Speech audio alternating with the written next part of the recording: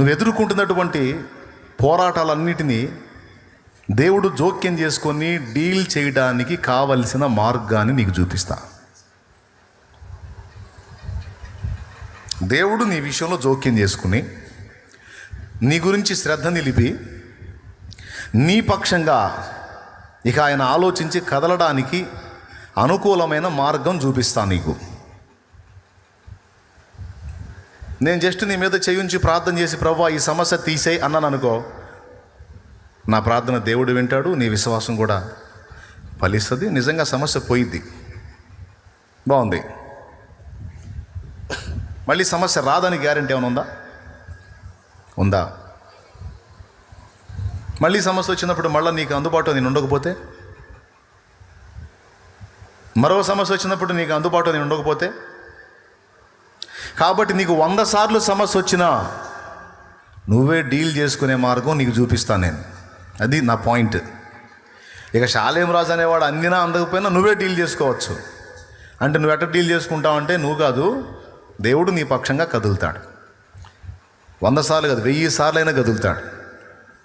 ఆ మార్గాన్ని నేను నీకు అవగాహన కల్పించి వదలాలి. మీ అందరి సమస్యల కోసం నేనే ప్రార్థన చేస్తాను, పరిష్కారం వచ్చిద్ది అని మిమ్మల్ని అందరినీ నా ప్రార్థనకు అలవాటు చేశాను అనుకో, ఫుల్గా తేడా పడిద్ది వ్యవహారం. నేను మీకు అందుబాటులో ఉన్నంత వరకు ఓకే, నేను అందుబాటులో లేననుకో తేడా పడతాడు. నేను అందుబాటులో ఉన్నా లేకపోయినా మీరు కూడా నా వలే దేవునితో నడిచేవారనుకో, నీకు ఎల్లప్పుడూ షాలేమన్న అందుబాటులో ఉండకపోయినా ఆ పరమ షాలేము రాజు అందుబాటులో ఉంటాడు.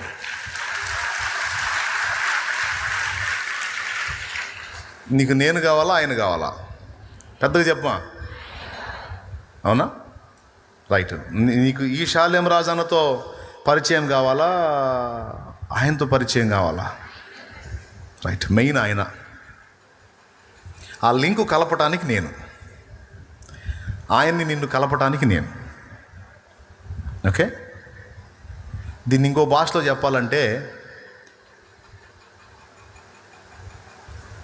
పిల్లవాడు ఇబ్బంది పడుతుంటే నువ్వు వెళ్ళకుండా ఏంటి అని కొడుకు గురించి కొడుకు తల్లి తన భర్తతో, అంటే ఆ కొడుకు తండ్రితో అందనుకో, తండ్రి ఏమంటాడు తెలుసా? ఎంతకాలం ఉంటాను వెర్రి మొహమా, కింద పడో పైన పడో వాడో ఓడో వాడే నిలబడాలి,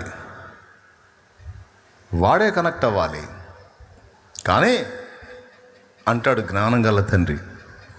సింపుల్గా ఇంకో టైప్లో చెప్పాలంటే, వాడి కాళ్ళ మీద వాడే. ఇప్పుడు మీ అందరూ కూడా మీ కాళ్ళ మీద మీరే నిలబడాలనేది నా ఆశ. దేవునితో మీరు నడవాలనేది నా ఆశ. ఓకేనా? దానికి గాను నా అనుభవం మీకు చెప్తా. నా కుమారుడా, వాక్యం మీద మనసు పెట్టు, వాక్య ప్రకారం బ్రతకడానికి నడుం కట్టు. బాగా వినండి. హలో, ముగిస్తున్నా, వినండి. వాక్యం మీద మనసు పెట్టు, వాక్యానుసారంగా ప్రవర్తించడానికి నడుం కట్టు. మొదట నా నీతిని రాజ్యమును వెతుకు. ఫస్ట్ ఆత్మ యొక్క విలువ తెలుసుకో. నశించిపోతున్న జీవితాల విషయంలో నాకున్న చింత, బాధ, వేదన గ్రహించు. ఆ విషయంలో నువ్వు చేయాల్సిన పని విషయంలో నీ కర్తవ్యాన్ని గుర్తించి నువ్వు నా చిత్తము నెరవేర్చడానికి అడుగులేయి. ఎప్పుడైతే నీవు నా విషయాల గురించి చింత కలిగి ఉన్నావో, ఇక నీ చింతల సంగతి నేను చూసుకుంటా.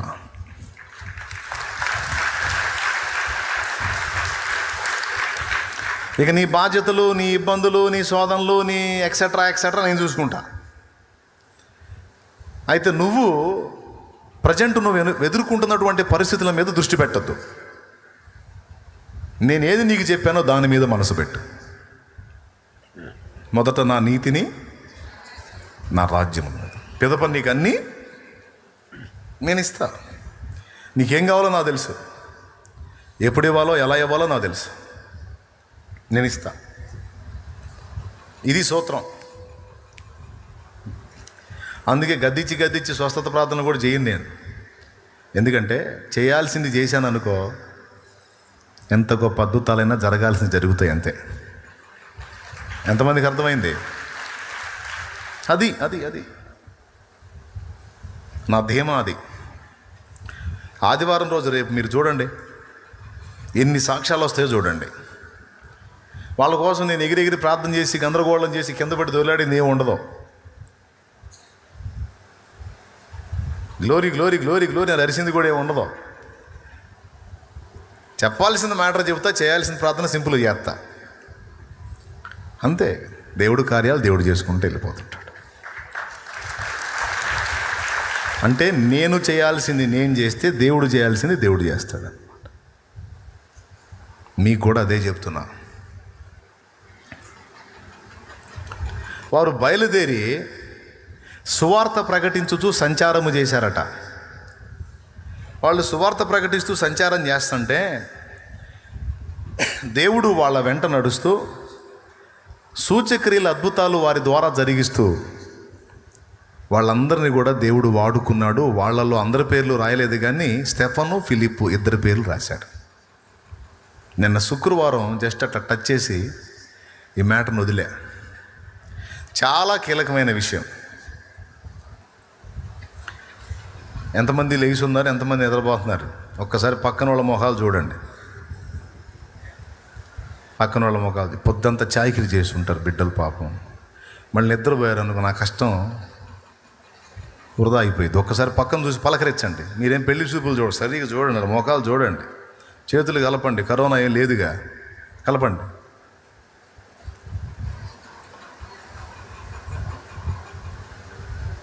ఓకేనా?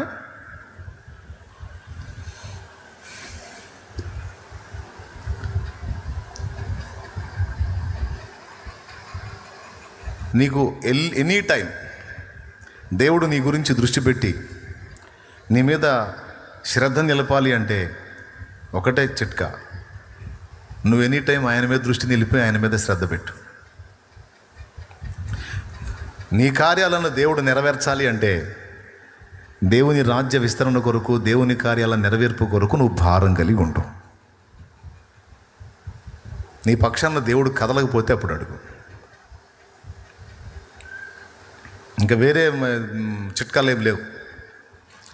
నన్ను ఘనపరచు వారిని, విశ్వసించు వారికి సమస్తము సాధ్యమే. కాబట్టి నువ్వు చేయాల్సింది ఏంటంటే ఇదే. నేను చేసింది అదే. అప్పుల పాలై ఉన్నా చాలా రకరకాల సమస్యలతో, కానీ ప్రభువులోకి వచ్చినాక వాటిని పెద్దగా నేను తీసుకోవాలా.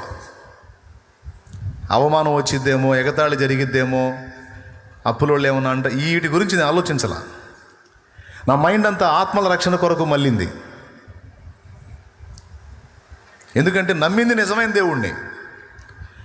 కహాని కాదు, రాయి గుట్ట చెట్టు పుట్ట కాదు, నిజమైన దేవుడు, మాట్లాడే దేవుడు, మనసున్న దేవుడు, ప్రాణం ఇచ్చిన దేవుడు, ప్రేమించే దేవుడు, రక్షించే దేవుడు, నిజమైన దేవుడు, భూమికి దేవుడు, ఆకాశానికి దేవుడు, సృష్టి మొత్తానికి దేవుడు, ఉన్నవాడు, అనువాడు, సజీవుడు, సర్వశక్తుడు, సర్వోన్నతుడు, మహోన్నతుడు, మనోహరుడు, సుందరుడు, అధికాంక్షణీయుడు, అడుగు వాటికంటే, ఊహించే వాటికంటే అత్యధికంగా దయచేయగలిగిన దేవుడు అనేది నాకు తెలుసు. నన్ను నేను ప్రేమించుకునే దానికంటే ఆయన నన్ను ఎక్కువ ప్రేమిస్తాడు. నా గురించి నేను ఆలోచించుకునే దానికంటే ఆయన నా గురించి ఎక్కువ ఆలోచిస్తాడు.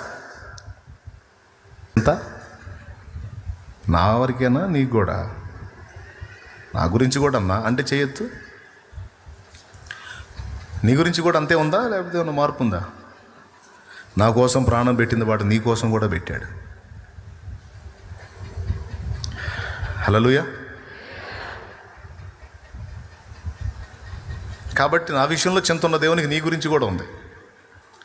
అది నేను ఎరుగున్నందున ఇక అనుమానం పెట్టుకోవాలా. ఈ అప్పు తీరిద్దా, ఈ సమస్య పోయిద్దా, ఈ రోగం తగ్గిద్దా, ఇదేమన్నా కొలికి వచ్చిద్దా, వామ్మో ఏమైద్దో అనే విచారాలు వదిలేశా. ఎందుకంటే ఆయన ఏందో నాకు అర్థమైంది. అర్థమైనాక ఇంకా అనుమానితుల్లాగా, అవిశ్వాసుల్లాగా డౌట్ పడి జుట్టు పీక్కోవటం ఎందుకు?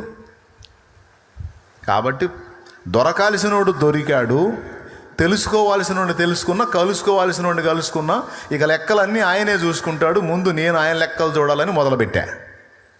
అర్థమైతే ఒక స్తోత్రం చెప్పు.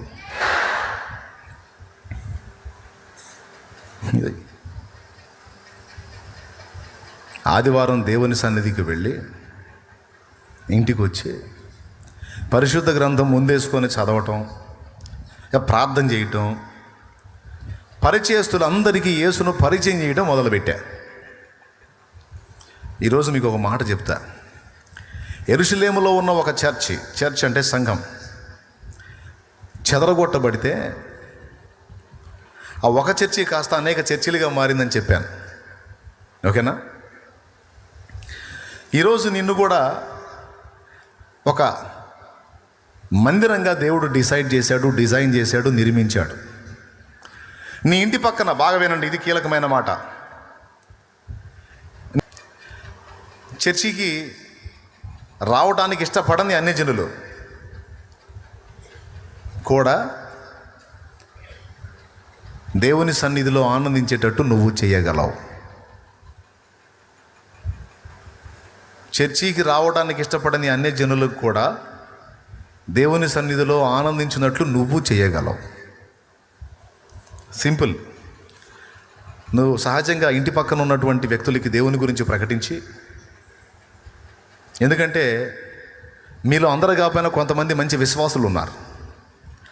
ఇక వాళ్ళ మైండ్ అంతా కూడా నశించిపోతున్న ఆత్మను రక్షించాలనే చింతే ఉంటుంది. ఏ విధం చేతనైనా ఒక ఆత్మని కాపాడాలన్న రందే ఉంటుంది. వాళ్ళ బాధలు, వాళ్ళ ఇరుకులు, వాళ్ళ ఇబ్బందులు, వాళ్ళ సమస్యలు, వాళ్ళ నిందలు, వాళ్ళ అవమానాలు, వాళ్ళ అప్పులు, వాళ్ళ తెప్పలు ఏం పట్టవు. ఎందుకని పట్టవంటే నమ్మిన వాడిని ఎరుగుదురు గనక వాటి గురించి వాళ్ళకి భయం లేదు. నిజంగా వాళ్ళు నమ్మినట్టే కార్యాలన్నీ దేవుడు కూడా అంతే చేస్తుంటాడు. ఇక వాళ్ళ చింతంతా పక్కనున్న అన్యజనుల రక్షణలోకి నడిపించాలనే. సేవకుల గురించి నేను చెప్పట్లా, విశ్వాసుల గురించి చెప్తున్నాను నేను. ఎవరి గురించి? దేవునికి స్తోత్రం.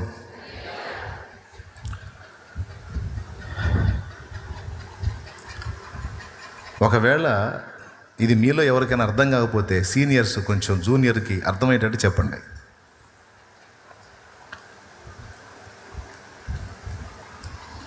నా గురించి నేను ఆలోచించడం మానేశా, నా ఇంటి గురించి ఆలోచన మానేశా, అనేక మందిని కాపాడాలి అనే పిచ్చిలోకి వెళ్ళిపోయా. ఎదుటి వాళ్ళ గురించి ఎప్పుడైతే ఆలోచించి వాళ్ళకి ప్రకటించి వాళ్ళ కోసం ప్రార్థన చేయటం మొదలుపెట్టానో, ఇక నా చింతల సంగతి ఆయన చూసుకున్నాడు. నాకు స్వేచ్ఛా స్వాతంత్ర్యాలను ఇచ్చాడు మహానుభావుడు. బాగా వినండి. ఇప్పుడు ఇంత చెప్పిన తర్వాత కూడా నీ అప్పుల గురించి, నీ బాధల గురించి, నీకు పిల్లలు లేరని, నీ ఇంట్లో వ్యక్తులు మారలేదని, లేకపోతే ఏదో సమస్యలు పెట్టుకొని ఆలోచిస్తున్నావా? వదిలేసావా?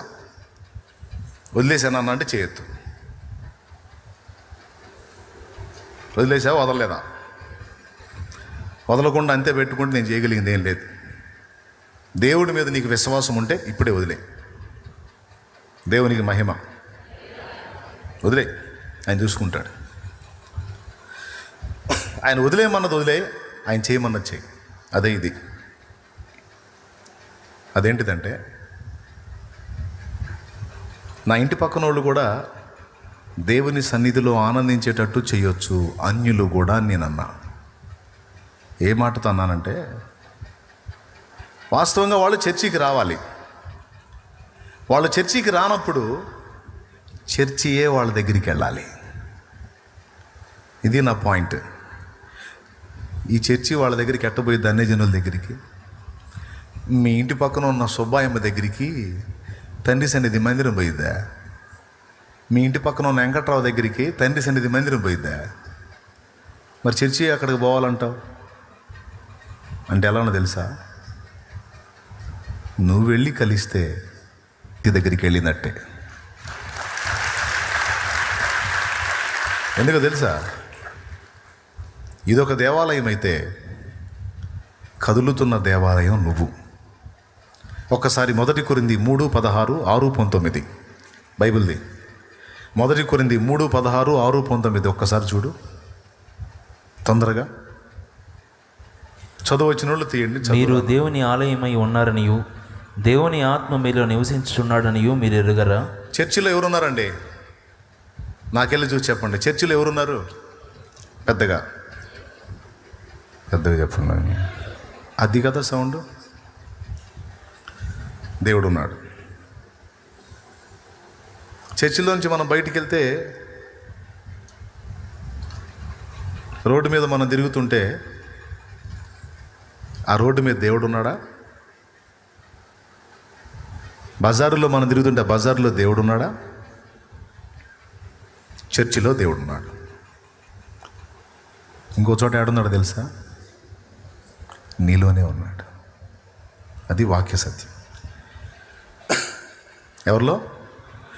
మారు మనసు పొంది, పాపక్షమాపణ నిమిత్తం బాప్తీసం పొంది, పరిశుద్ధపరచబడి దేవునికి చెందిన వ్యక్తివైన నువ్వు, క్రీస్తు రక్తములో కడగబడిన నువ్వు, జీవగ్రంథంలో పేరు సంపాదించిన నువ్వు, నీలో దేవుని పరిశుద్ధాత్మ నివాసం ఉన్నాడు. నీలో ఆయన ఉన్నాడు. నువ్వు ఎక్కడికి వెళితే అక్కడ దేవుని సన్నిధి వస్తుంది నీతో పాటు. నీలో ఉండి ఆయన నువ్వు ఎడు తిరిగితే అటు నీతో పాటు ఆయన వస్తున్నాడు. ఒక అన్యజనుడి దగ్గరికి నువ్వు వెళ్ళావు అనుకో, నీలో ఎవరున్నారు? ఇప్పుడు ఆ అన్యజనుడు ఎవరు సమక్షంలో ఉన్నాడు? దేవుని సమక్షంలోనే ఉన్నాడు. నేను రాగానే మీ అందరికి వందనాలు చెప్తా. ఎందుకో తెలుసా? మీరు కూడా దేవుని సంఘం, దేవాలయం కాబట్టి మీ అందరిలో కూడా ప్రభు ఆత్మ ఉన్నాడు కాబట్టి భయంతో చెప్తా. కొంతమంది కాదు, దేవుని ఆత్మ మీలో ఉన్నాడు అందుకు చెప్తా. ఓకేనా? ఇప్పుడు గమనించండి, దేవుని సన్నిధిలో నుంచి మీరు వెళ్ళినప్పుడు దేవుడిని వదిలేసి వెళ్ళట్లా, దేవుడు మీతో వస్తున్నాడు. ఇప్పుడు ఒక అన్యజనుడి దగ్గరికి నువ్వు వెళ్ళావు అనుకో, నీతో పాటు దేవుని సన్నిధి వాని దగ్గరికి వస్తుంది. తను చర్చికి రాలా, కానీ నీ దగ్గరకు వచ్చి సహవాసం చేస్తున్నాడు.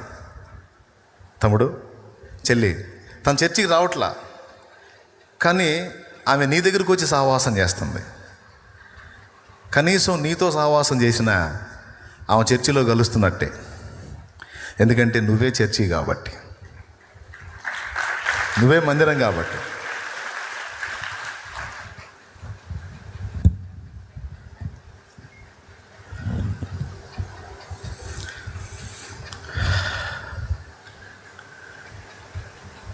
ఈ కీలకమైన మాట మీ అందరి హృదయాల్లో ముద్రితం కావాలని నా బాధ. అందరి హృదయాల్లో రావాలా. ఎవరికి వాళ్ళు తనలో దేవుని సన్నిధిని గుర్తుపట్టాలా. తమ తోటి వారి విషయంలో తమకున్న బాధ్యతను గుర్తుపట్టాలా. ఒక దేవుని ఆత్మ సంబంధిగా వారి కోసం రిస్క్ చేయాలా. దేవుని మాటే కాదు, వారికి దేవుని శక్తి ఏమిటో కూడా చూపించాలా. ఈ మందిరానికి రాకముందు వాళ్ళు నీ మందిరంలో నిన్ను కలుసుకుంటారు. ఈ మందిరానికి రాకముందు వాళ్ళు నీ మందిరంలో నిన్ను కలుసుకుంటారు. ఫస్ట్ వాళ్ళు నీ దగ్గరకు వస్తారు. నీ దగ్గర దేవుని శక్తిని అనుభవించిన తర్వాత, దేవుని వాక్ ప్రత్యక్షత పొందిన తర్వాత నువ్వు వెళ్ళే ఈ సహవాసానికి అప్పుడు కలుస్తారు వాళ్ళు. ఈరోజు ఇంత పెద్ద సహవాసం, ఇంతమంది ప్రజలు అలా వచ్చిన వాళ్ళే. వారు నా ఎదుటికి రాకముందు నా ఆత్మీయ బిడ్డల్లో ఉన్నటువంటి దేవుణ్ణి వాళ్ళు ఆరాధించారు. నా ఆత్మీయ బిడ్డల్లో దేవుని శక్తిని వాళ్ళు అనుభవించారు. ఆత్మీయ బిడ్డల్లో కొంతమంది వెళ్ళి వాళ్ళ కోసం ప్రార్థనలు చేశారు. వాళ్ళు రోగులుగా ఉన్నప్పుడు వాళ్ళకు నూనెలు రాసి ప్రార్థన చేసి స్వస్థతా కార్యం, దైవశక్తి అనేది వాళ్ళకి రుచి చూపించి ముందు వాళ్ళని అక్కడ దేవునికి కనెక్ట్ చేసి ఆ తర్వాత ఇక్కడ దాకా తీసుకొచ్చారు. షాలేం రాజన్న ప్రార్థన చేసి దేవుడు స్వస్థతా కార్యాలు జరిగిస్తే వచ్చిన వాళ్ళు కాదు. షాలేము రాజన్న ఆత్మీయ పెంపకంలో ఎదిగిన బిడ్డలు ప్రార్థన చేస్తే స్వస్థతలు జరిగి వచ్చిన వాళ్ళు చాలామంది ఉన్నారు.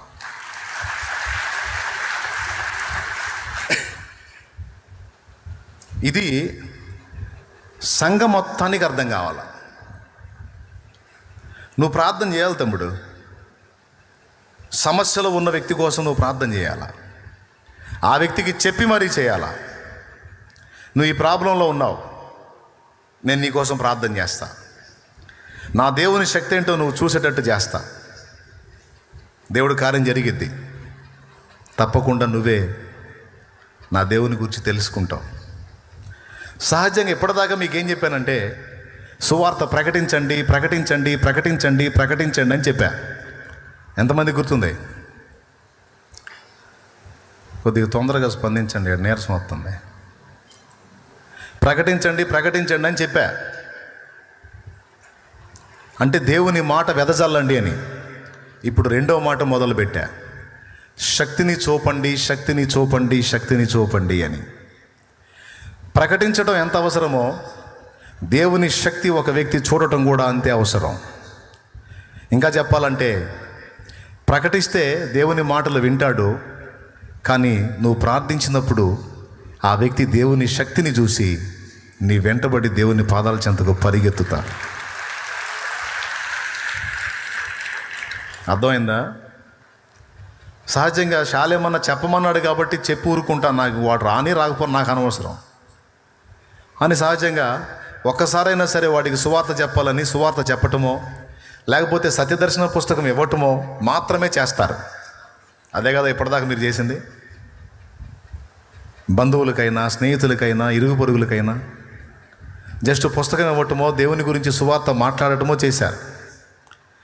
ఇప్పుడు ఇంకొక సంగతిని దేవుడు నీ దృష్టిలోకి తీసుకొస్తున్నాడు. అదేంటంటే ఒట్టి మాటలే కాదు, దేవుని శక్తిని వాళ్ళు చూచున్నట్లు వాళ్ళకి చెప్పి ప్రార్థన చేయాలి. నువ్వు ఏ సమస్యతో వారున్నా వారికి నువ్వు దేవుని బట్టి విశ్వాసాన్ని బట్టి భరోసా ఇచ్చి, ఇదిగో నువ్వు ఈ సమస్యలో ఉన్నావు నాకు చెప్పావు కదా, దీని గురించి నీకు పరిష్కారం లభించినట్లు నేను నీ కోసం ప్రార్థన చేస్తా, ఈరోజు డేట్ వేసుకో, దీని గురించి నీకు పరిష్కారం వచ్చినట్లు నేను నీ పక్షంగా మొర్ర పెడతా,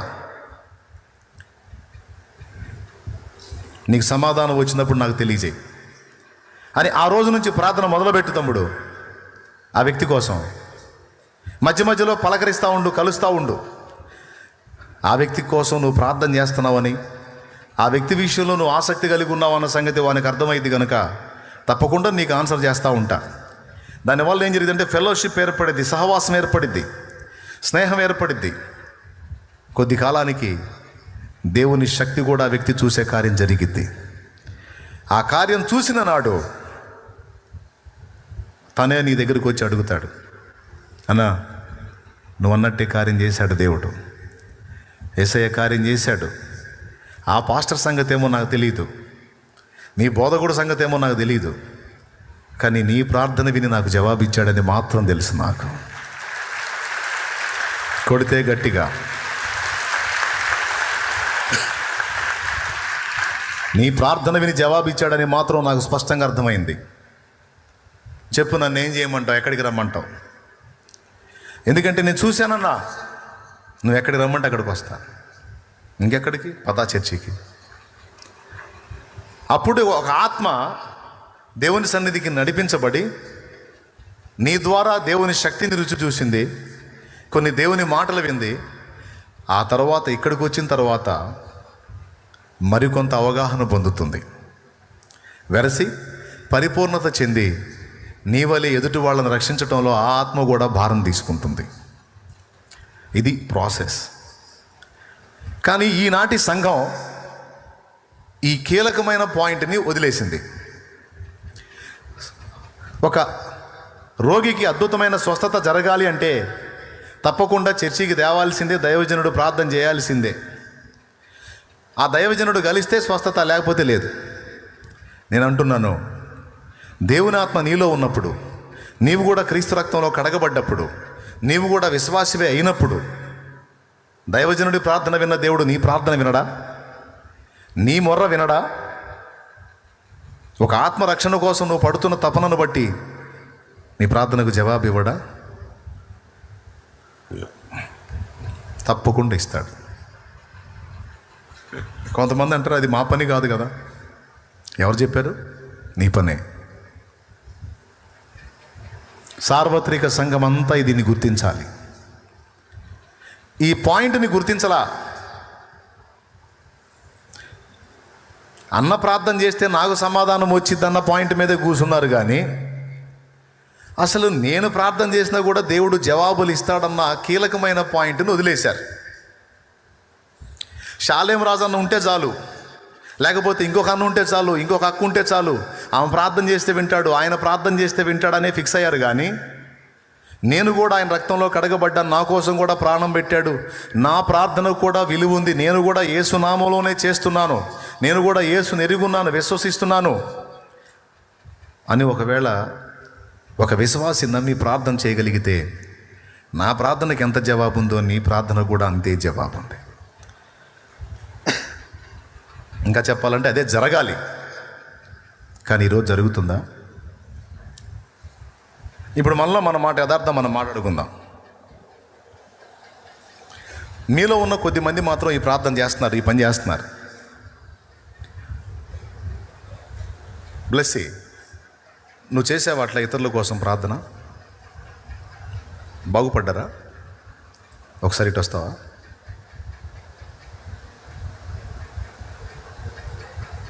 బ్లెస్సింగ్ మైకీరా.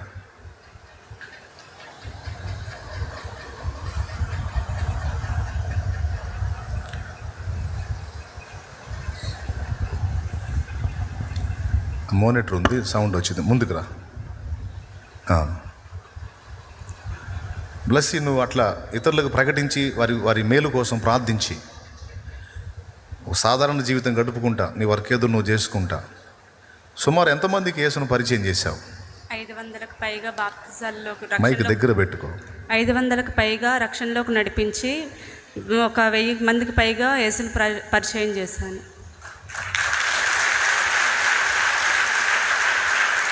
ఒకసారి ఆలోచించండి.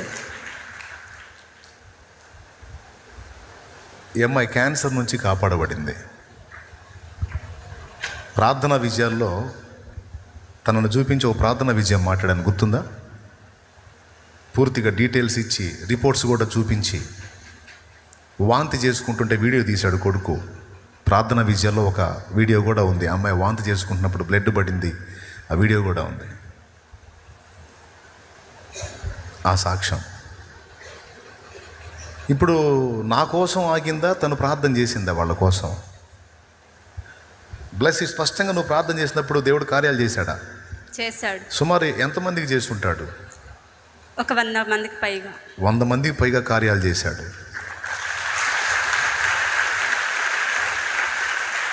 బ్లెస్, నాకు అర్థం కాదు, ప్రార్థన చేయాల్సింది పాస్టర్లు కదా, నువ్వెట్ట చేశావు? మనకు విశ్వాసం ఉంటే దేవుడు కార్యాన్ని చూస్తానని నేను నమ్మాను. అంతే కదా. శాలేమన్న వచ్చి చేయలేడు ఇక్కడ, లేదు, కాబట్టి నేనే వాళ్ళకి ప్రార్థన చేయాలి. అవును. బాప్తిస్మాలు ఏమైనా ఇచ్చావా? లేదు. బల్ల ఏమైనా ఇచ్చావా? లేదు. అంటే తనకి ఎంతవరకు అవకాశం ఉందో ఆ హద్దులో తను పనిచేసింది. ఆ మించినవి మాత్రం వాటి జోలికి వెళ్ళదు, ఎందుకంటే దైవజనుడు చేయాల్సిన పని. దైవజనుడు చేయాల్సినవి దైవజనుడికి వదిలింది, తను చేయాల్సినటువంటి కర్తవ్యాన్ని తన అక్షరాల నెరవేర్చింది. సుమారుగా 1000 మందికి పైచీలకు క్రీస్తును పరిచయం చేసింది, 500కు పైచీలకు ఆత్మ రక్షణలోకి నడిపించింది. తను ప్రార్థించినప్పుడు సుమారు 100కు పైగా ఆత్మలకు స్పష్టమైనటువంటి అద్భుతం జరిగింది. ఇప్పుడు నా పాయింట్ ఏంటంటే, బ్లెస్సీకి నీకు తేడా అయింది, ఈ చెల్లికి నీకు తేడా అయింది. ఇక్కడ కూర్చుందా, అక్కడ కూర్చుందా? ఒక్కసారి ప్లీజ్ నాకు చెప్పండి. ఎక్కడ కూర్చుంది? మరి ఆమె ప్రార్థన విని జవాబిచ్చిన దేవుడు నీ ప్రార్థన విని నీ బంధువుల్ని, నీ ఇంటి వారిని, నీ కుటుంబ సభ్యుల్ని, ఇరుగు పొరుగుల్ని స్వస్థపరచడా? నీ మొర్ర వింటాడు కదా, అది నీ బాధ్యత కదా.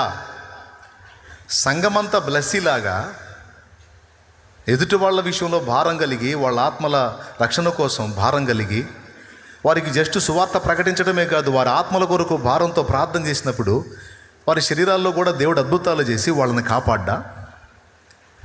ఇది శాలేమన్న మాత్రమే చేయాలా? నువ్వు చేయవా? ఒక్కసారి ఆలోచించు నువ్వు. కానీ ఏమి నేర్పారో తెలుసా? మీరు చేయకూడదు అని నేర్పారు. ఏం నేర్పారో తెలుసా? మీరు చేస్తే వాళ్ళ దయ్యాలు మీకు పడతాయని నేర్పారు. ఏం నేర్పారో తెలుసా? మీరు చేస్తే ఆ రోగాలు మీకు పట్టుకుంటాయని నేర్పారు. అందుకని ఎందుకు వచ్చిన గొడవలే అని అదురుపోయి ఎవరికన్నా ఏదన్నా సమస్య వస్తే మీరు ప్రార్థన చేయటం మానేసి దైవజనుడు ఉన్నాడని అటు నడిపించడం మొదలుపెట్టారు. అందువల్ల చాలా వరకు పరిచర్య బ్రేక్ అయిపోతుంది, వెనకపడుతుంది.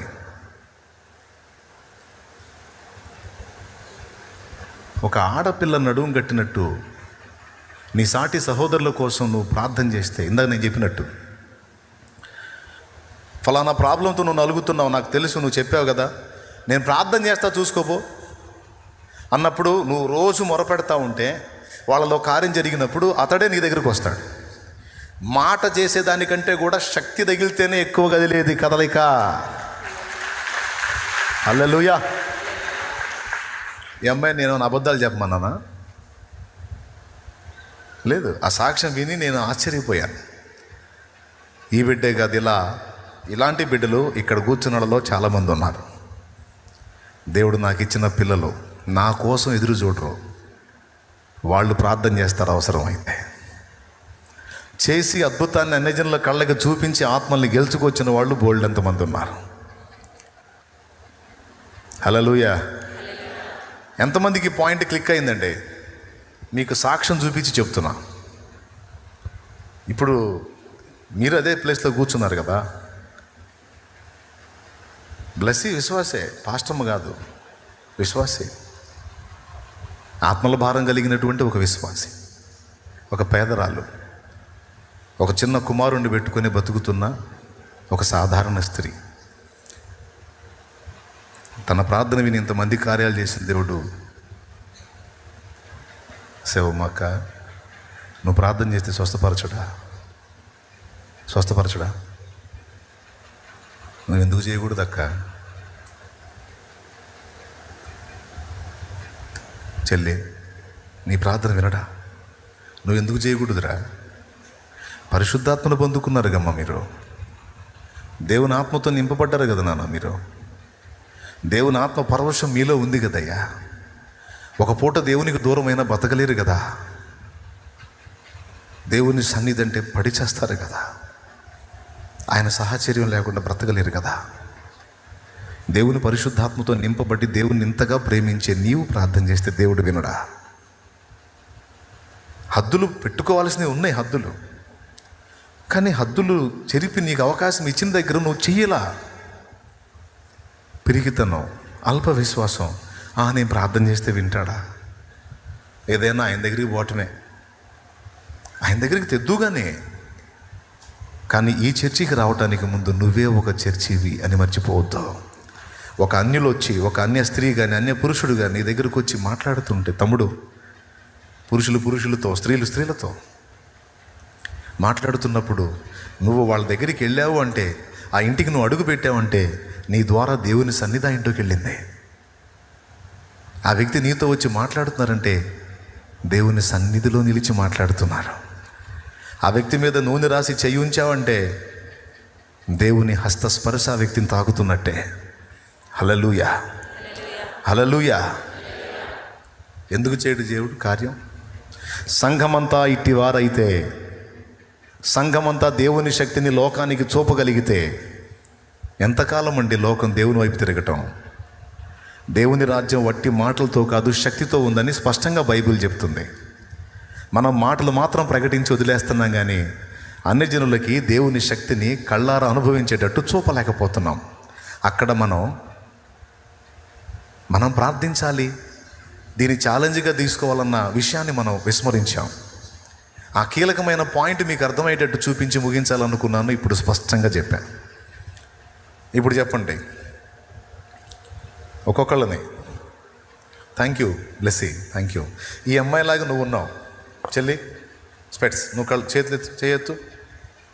నువ్వే చేయొద్దురా. నువ్వు ప్రార్థన చేస్తే వినడా? నీ ఫ్రెండ్ ప్రాబ్లంలో ఉంటే నువ్వు చెయ్యి, నూనె రాసి ప్రార్థన చెయ్యి. నీ ప్రార్థన వింటాడా వినడా? వచ్చిందాకా చెయ్యి అవసరమైతే. ఈ సాక్ష్యం కళ్ళారా చూపించడానికి మేరీ సలూజా ఉందా ఇక్కడ? ఒకసారి ఈ చెవు పక్కన గడ్డొచ్చింది అమ్మాయికి. ఈ చెవు పక్కన గడ్డొచ్చింది. గడ్డొస్తే అన్న ఇక్కడ గడ్డొచ్చింది, ప్రార్థన చేయన్నా అని వచ్చింది. నేను కదా ఇదిగో ప్రార్థన టవర్లో ప్రార్థన చేస్తున్నారు చూడు, వాళ్ళు ప్రార్థన చేస్తారు, వాళ్ళ చేత చేయబెట్టి ప్రార్థన చేయించుకుని నూనె రాయించన్న. 7 ప్రార్థన చేశారు. ప్రార్థన గుంపు ప్రార్థన చేసే ఆడపిల్లలు ప్రార్థన టవర్లో. తను కూడా అందులో ఏకీభవిస్తూ రోజుకు ఒక వ్యక్తి చేత్తో నూనె రాసి ప్రార్థన చేశారు. అంతే, మళ్ళీ ఆ గడ్డ లేదు.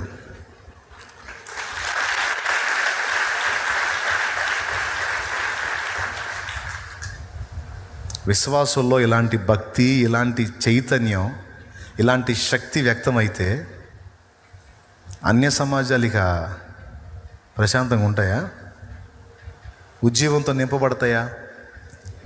పరిశుద్ధాత్మ ప్రవహిస్తాడు. ఎవరి ద్వారా? షాలేమన్న ద్వారానా? షాలేమన్న ద్వారా మాత్రమేనా? నీ ద్వారా, నీలో నుండి ప్రవహిస్తాడు. బ్రదర్స్ అండ్ సిస్టర్స్, గుర్తుపెట్టుకో. తమ్ముడు, నువ్వు ప్రార్థన చేస్తే దేవుడు వినడా? ఎప్పుడన్నా ఎవరికైనా బాగలేని వ్యక్తి నూనె రాసి ప్రార్థన చేసావా? చేయలేదు కదా? చేసావా? ఏమైనా జవాబు వచ్చిందా? మరి ఎంతమందికి చేసావు? 4 చేసావు తమ్ముడు.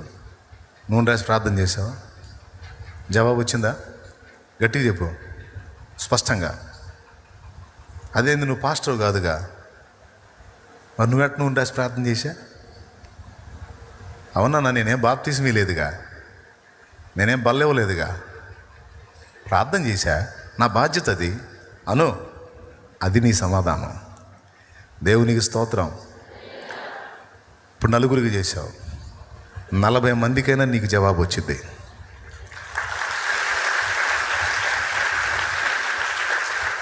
నువ్వు చేయొచ్చు. కానీ సహజంగా ఏం అలవాటైంది? ఎవరైనా బాధితుడు ఉంటే ముందు ఎవరు గుర్తొస్తారు?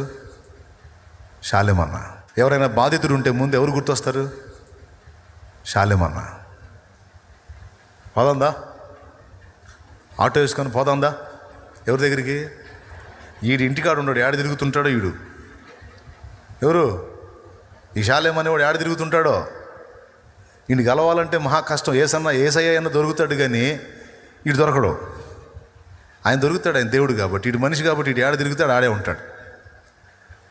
అప్పుడు నువ్వేం చేస్తావు? ఆశగా ఆటో వేసుకొని ఆ పేషెంట్ని తెచ్చి తీరా ఇక్కడికి వచ్చిందా కారణం లేడు అనగానే ఏడుపు మొగం వేసుకొని, లేడంటగా, సరే ఇంకొక ఆయన ఉండాడులే కానీ ఆయన చేస్తాడులే కానీ నేను చెప్తున్నా, తేవాకు.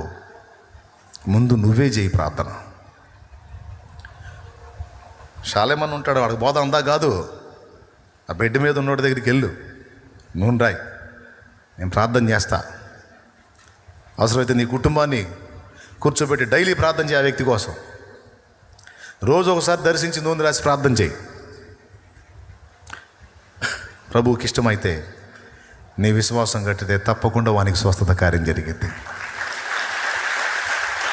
చేసేటప్పుడు చెప్పు దేవునికి, యేసయ్య ఒక ఆత్మ కోసం, కుటుంబం కోసం ఈ కష్టం. నేనేదో పేరు ప్రఖ్యాతుల కోసం కాదు, కష్టపడుతున్నా, బతుకుతున్నా. ఈ స్పష్టమైన అద్భుతం ఆ కుటుంబం చూస్తే నిన్ను నమ్ముకుంటారయ్యా. చెయ్యి.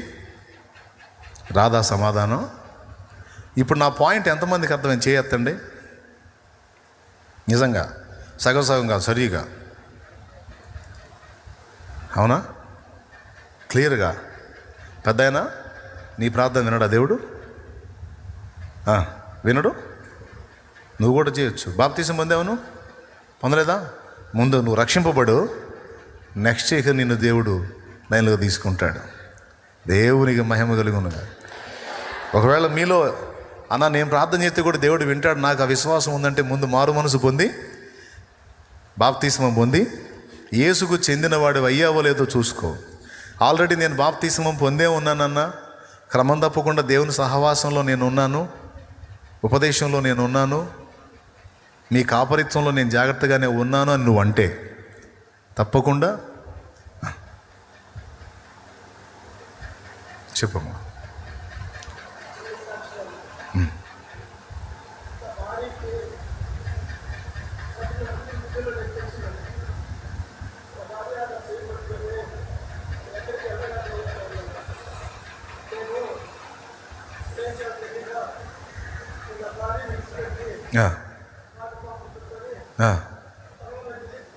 దేవునికి మహిమ. చూడు, 10:30 అప్పుడు మధ్యరాత్రి 10:30 దాటిన తర్వాత గుండె నొప్పి వచ్చిందంట తీవ్రంగా.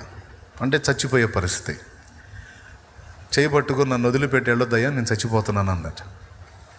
ఏం చేయాలో అర్థం కాక, సరే ఉండు, నేను దేవునికి మొర్రపెట్టి వస్తాను, నువ్వు ఉండని ఆ చేతిని విదిల్చుకొని కాళ్ళు చేతుల మొహం కడుక్కొని పొలంలోకి వెళ్ళాడట. ఆ రాత్రి వేళ వెళ్ళి నిలువు మోకాళ్ళు వేసి ఏడ్చి ప్రార్థన చేశాడంట. వచ్చిందా? ఎక్కడుంది జ్యోతి? జ్యోతి ఎక్కడుంది? గుండెలో నొప్పితో బాధపడుతున్న జ్యోతి ఎక్కడుంది? అదిగో తోటి గట్టిగోడు తోటి.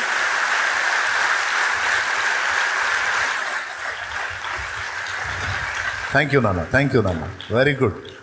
ఓ ధైర్యంగా చెయ్యి. 1/2 ఎకరం పొలమే 15 క్వింటాలై. దేవునికి మహిమ కలిగి ప్రార్థనే. అది చెప్పండి. ఇప్పుడు మరి ఆ చిన్నోడికి, ఆ సహోదరుడికి ఆ క్షణాన్ని ఏం చేయాలో అర్థం కాల. ఆమె కండిషన్ డేంజర్గా అయిపోయింది. గుండెలో నొప్పి అంటే మామూలు విషయం కాదు కదా, చచ్చిపోతారు కదా. అయ్యా నా ప్రాణం పోతుంది అన్న మాట అన్నప్పుడు ఎవరికైనా కాలు చేయాడిద్దా? కానీ అతని ధైర్యం చూసావా? నా యేసయ్య ఉన్నాడు, వెళ్ళి మొర్ర పెడతా, నేను ఆయన కాళ్ళ దగ్గర కూర్చుంటా, నువ్వు ఎట్ట చేస్తావో నేను చూస్తా, నీ ప్రాణం ఎట్టపోయిద్దో నేను చూస్తా. అమ్మా క్యాన్సరు,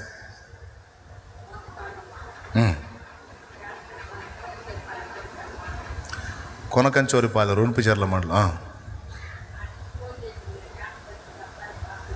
నీకు చేసింది క్యాన్సర్ వచ్చింది, నేను బ్రతికే అవకాశం లేదు.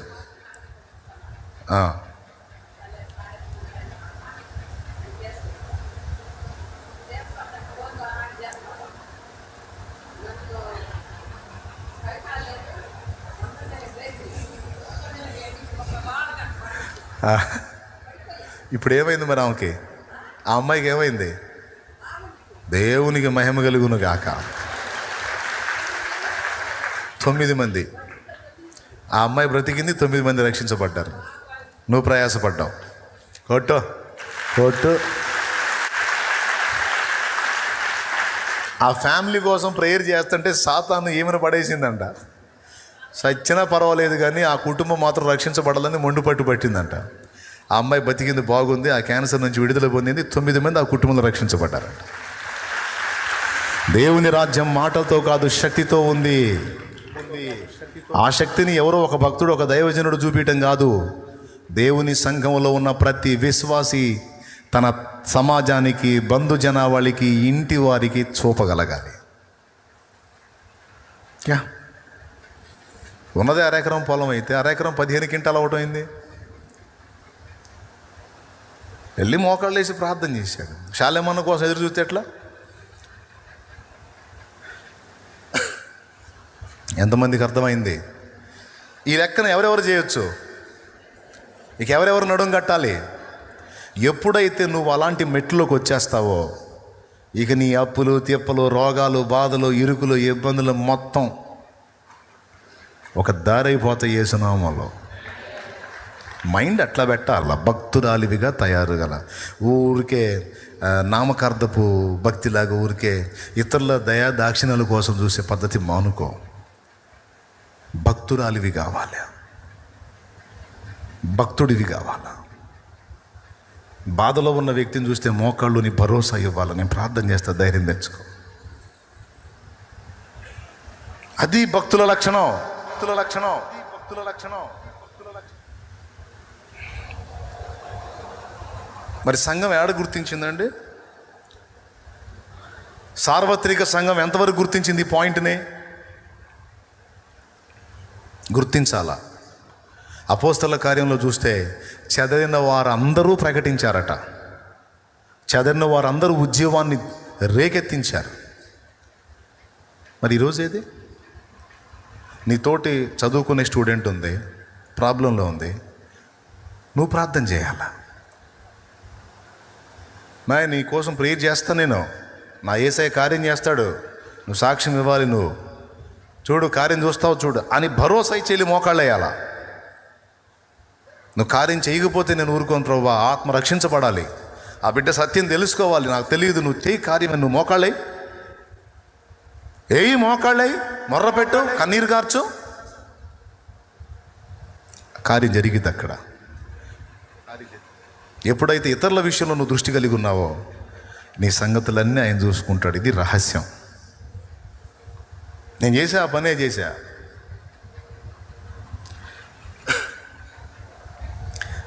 ఆదివారం వచ్చేటప్పటికి ఇలాగ దేవుడు కార్యాలు చేయటం, వాళ్ళని తీసుకొని ఆదివారం మందిరానికి తీసుకొని పోవటం, అక్కడ మళ్ళీ వర్తమానం వినబడేటట్టు చేయటం, అది విని వాళ్ళ రక్షణలోకి రావటం, దైవజనుడి చేత బాప్తీసం ఇప్పించి ఆ ఆత్మలను దేవుని రాజ్యానికి చేర్చటం, నరకం నుంచి చేశా. కనుక్కోండి, సల్మాన్ అన్న మొన్న పోయి హైదరాబాద్లో వాకింగ్ చెప్పి వచ్చా కదా, ఆయన సంఘంలో 2.5 సంవత్సరం దగ్గరగా సభ్యుడిగా, 3 ఏళ్ల లోపు నేను సభ్యుడిగా కొనసాగాను. అందులో ఆయనే చెప్పాడు, ఇక్కడ బయట మన మీటింగ్లో క్లియర్గా చెప్తున్నా, గుర్తుపెట్టుకోండి, మళ్ళీ ఇంకా చెప్పను. నిన్న శుక్రవారం చెప్పా, మళ్ళీ ఇప్పుడు చెప్తున్నా. మళ్ళీ చెప్పనంటే చెప్పకూడదని నియమం ఏం లేదు, 20 సార్లు ఏం చెప్పొచ్చు. మీరు ఆ మెట్టు ఎక్కిందాకా చెబుతానే ఉంటా. ప్రతి ఒక్కరూ ప్రార్థన చేయాల్సిందే, ప్రతి ఒక్కరూ ఇతరుల జీవితాల్లో అద్భుతాలు జరుగునట్లు గోజాడాల్సిందే, విజయం సాధించాల్సిందే, సాక్ష్యాలు రావాల్సిందే. ఒక సేవకుడు చేస్తే జరిగేది అద్భుతం, మరి విశ్వాసి చేస్తే జరగదా? నమ్మిన వారి వలన ఈ సూచక్రియలు కనబడను. నా నామమున దయ్యములను వెళ్ళగొట్టుదురు, క్రొత్త భాషలు మాట్లాడుదురు, పాములను ఎత్తి పట్టుకొందురు, మరణకరమైనది ఏది త్రాగినను మీకు హాని, రోగుల మీద చేతులు ఉంచినప్పుడు స్వస్థత పొందుతారన్నాడు. మార్కు సువార్త 16వ అధ్యాయం 17వ వచనం.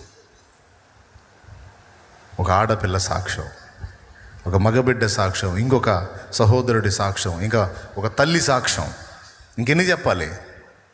ఇక లేవమంటే మస్తు మంది వస్తారు. ఇప్పుడు ఇక చూస్తారా? మరి ఇవాళ నైట్లో అవసరం లేదన్న మ్యాటర్ అర్థమైందంటారా? ఎంతమందికి అర్థమైందో? కొంతమంది చేతులు ఎత్తట్లా. వందనాలమ్మా. అమ్మా అర్థం అవి కూడా చేయత్తవే. కొంతమంది చేతులు ఎత్తలేదు, అర్థం కాలేదా? Thank you. చాలు, నా ప్రయాస ఫలించింది. మీరందరూ ప్రయోజకులు కావాలి. మీరందరూ పక్క వాళ్ళ సమస్యలు నా దృష్టికి తేవటం కాదు, మీరే యేసయ్య దృష్టికి తీసుకెళ్ళాలి.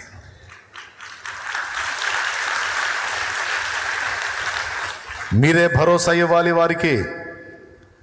చాలేమన్నా ప్రార్థన చేస్తాడు కాదు, నేను చేస్తాను నీ కోసం.